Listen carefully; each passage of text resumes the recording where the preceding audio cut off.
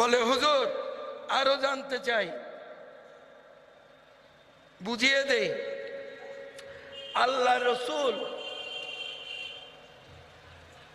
তখন মাতৃ গর্ভে ছিলেন।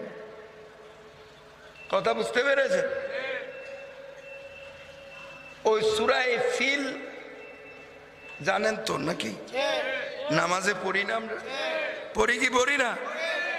এই ঘটনাটা লম্বা ঘটনা, আমি শর্ট করে বলবো। আর আব্রাহার বাদশা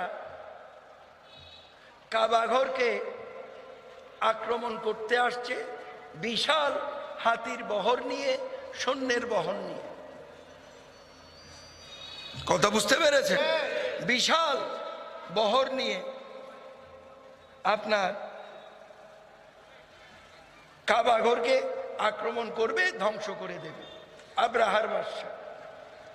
তখন আল্লাহ রসুলের দাদা আব্দুল মুতাল্লিব তিনি ওই কাবাঘরের খাদেম ছিলেন। কথা বুঝতে পেরেছেন? তিনি নিরুপায় হয়ে আল্লাহর দরবারে ফরিয়াদ করলেন যে আল্লাহ, আমার তো ক্ষমতা নাই তুমি আল্লাহর ঘর রক্ষা করার, ক্ষমতা তো আমার নাই, কিন্তু তুমি আল্লাহ তো পারো এই কাবা ঘর রক্ষা করতে। আল্লাহ কি করলেন?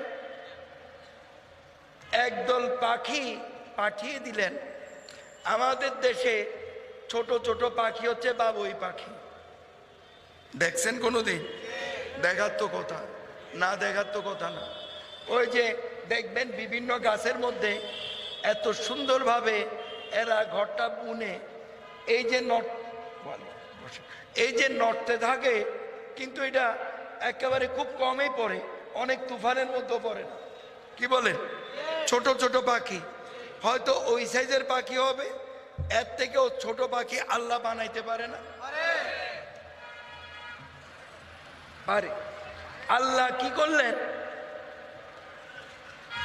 ওই ছোট ছোট পাখির পায়ের মধ্যে আর কত বড় পাথর আটে। কথা বুঝতে পেরেছেন? আল্লাহ পাঠিয়ে দিলেন।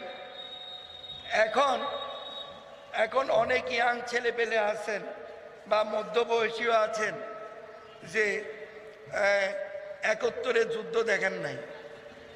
আমরা তো দেখেছি কিভাবে বোম পড়েছে। কি বলেন?